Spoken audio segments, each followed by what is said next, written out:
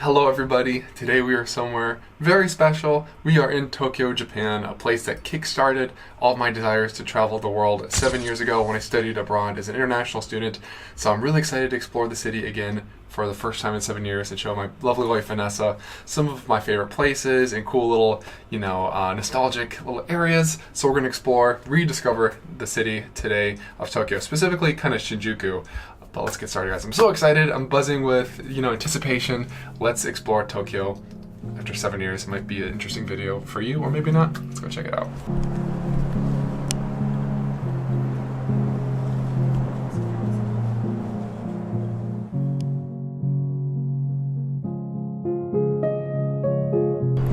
Alright everybody, so we are here at the first Shinto shrine I ever visited in Japan, in Tokyo, Hanazono Shrine, and this is right in Shinjuku, right near the Nichome, Sanchome neighborhoods.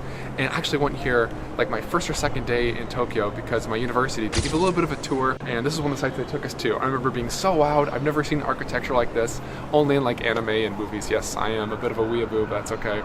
But yeah, it's gorgeous, really quaint and nice, and a good little escape to some culture and beauty in the busy area of Shinjuku, which we'll explore more later, but I feel so crazy being back here after 7 long years.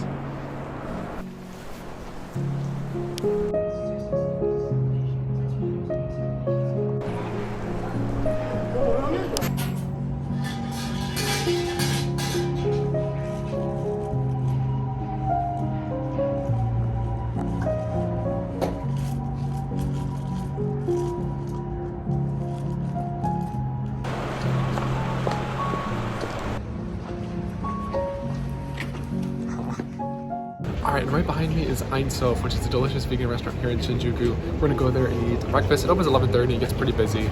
It's great vegan options, including some Western and Japanese. And it's a little bit pricey, but I think it's worth it for some good quality food right in the heart of Shinjuku.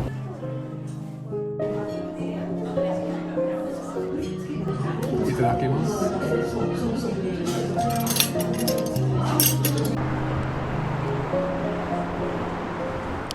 Alright, and behind me is the JNF house, and this was my share house that I lived. This was my home 7 years ago.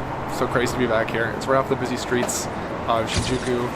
And yeah, I used to just scan my little kiosk and go right out to the city and explore my first big country, my first, just so crazy to think about, experience traveling the world and getting out there, getting out of my comfort zone, being exposed to different cultures. So it's so cool to be here. I can't believe it's still here 7 years later.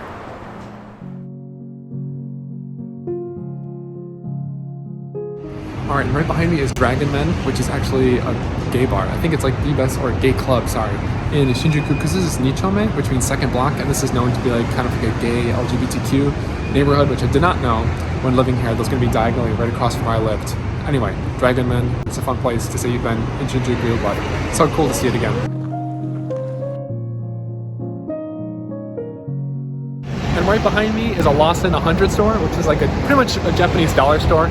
I came here like every morning for breakfast back in university, because my university is right down the street, and I would get like bananas, Japanese sweet potatoes, which I absolutely love, lots of drinks, even some like household items, all for a really good price. It's not all 100 yen, but it's for definitely a budget-friendly place, and I have so many great memories here of having like the most random meals that I was comfortable making at home or just eating on the fly while being in this area. So cool to see this again. I hope you're enjoying this trip down memory lane, because I'm loving it.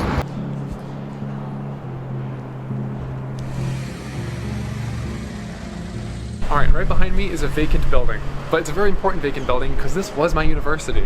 This was Lakeland University in Shinjuku, Tokyo. I went here for 4 months, only a semester, but it's closed. I don't know if it moved or hopefully it didn't go out of business. It's been 7 years. But yeah, this used to be like the first floor was like a cafe common area, and there's like a little elevator to go to each different class. Had so many great memories here. It's really sad that it's not here anymore, but I can still picture it just as it was 7 years ago. And it's a very influential, important place to me in Shinjuku, Tokyo, for obvious reasons, but sad that it's not here anymore.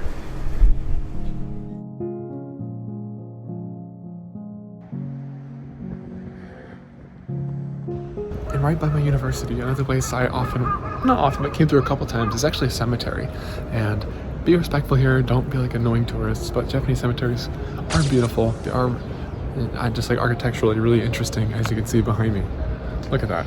All of these like little, granite and steel things with these wooden posts with writing on them. It's a really interesting cultural experience to come to a cemetery. Just be respectful. Don't you know, I'm trying to be respectful here from what I'm showing you, just as like a little bit of an experience of places I visited, and like a more personal side of Tokyo versus just like a sightseeing, touristing, you know, sort of thing.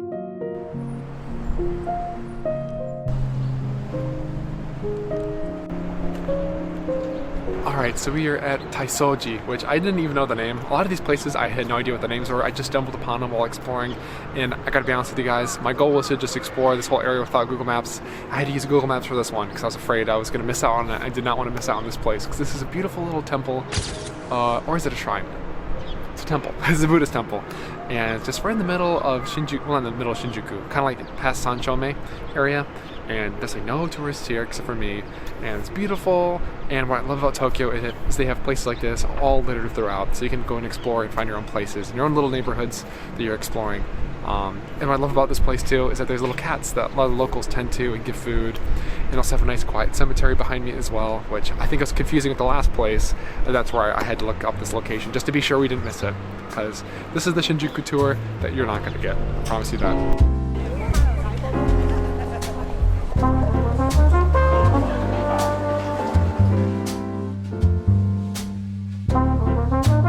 So we are at Isetan, and the great thing about Isetan is it has a free rooftop garden, and it's so beautiful. Lots of flowers, even some cherry blossom trees, and it's a great place to take your food that you buy at the department store market down below and eat it up here and get a little bit of a city view for free. Really cool.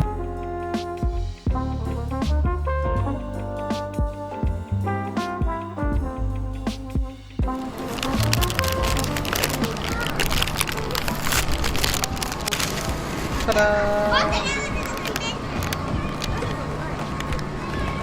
Does it remind you of a concha at all? Kinda, yeah. It doesn't taste like one though. How so? A concha is more like bready. This is more... I don't know, it's like crunchier and... I don't know.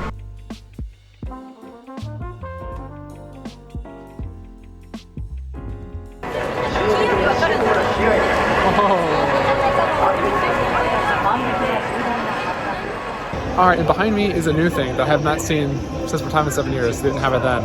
Is a little bit of like a 3D screen. You might have seen the cat here in Shinjuku Plaza, right by the station, but they have a variety of different like three-dimensional little shows that will pop up on this TV right here. Really cool, check it out. 7 years later, Shinjuku is still a modern metropolis, but actually with a little bit of a retro feel, which it had back then and still does now, with the signage and building design. But one major attraction still exists today, which is the Godzilla head, which is just as impressive now as it was 7 years ago. However, in present day, right next to the Godzilla Tower, lies a 700-foot plus behemoth, Kabukicho Tower. Yeah, it has like Osaka vibes, doesn't it? Its interior is even more impressive than the exterior, especially when walking around at this part. This is so cool though, the vibe they created inside. It's definitely overstimulating, but visually it's amazing and there's so much to see and do here. But let me show you what truly is my favorite part about Tokyo. And here is one of my favorite things about Tokyo. I was talking about earlier, you can find these little shrines and stuff down random streets. Here we are, like just a really busy street. And right behind me is just this random little shrine. Really beautiful and lit up at night. It looks so gorgeous, has that spirited away, otherworldly feel, yada yada yada. The Shintoism really shines at night. You can find a place like this all over Tokyo. So just make sure you walk around or look at the map and find a little quiet little shrine. You might have it all to yourself like we're about to do, just right off to the north of Shinjuku.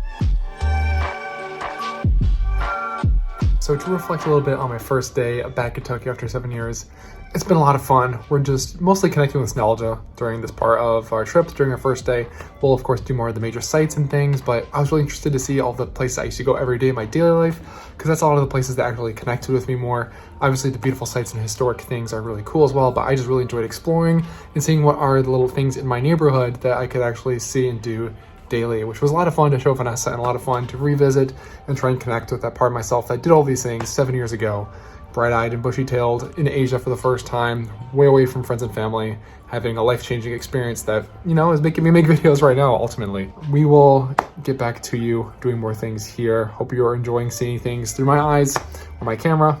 Actually, that I, was able to connect with and see 7 years later. So anyway, love Tokyo, guys. It's still one of my favorite places in the world. Thanks for watching this video. Peace.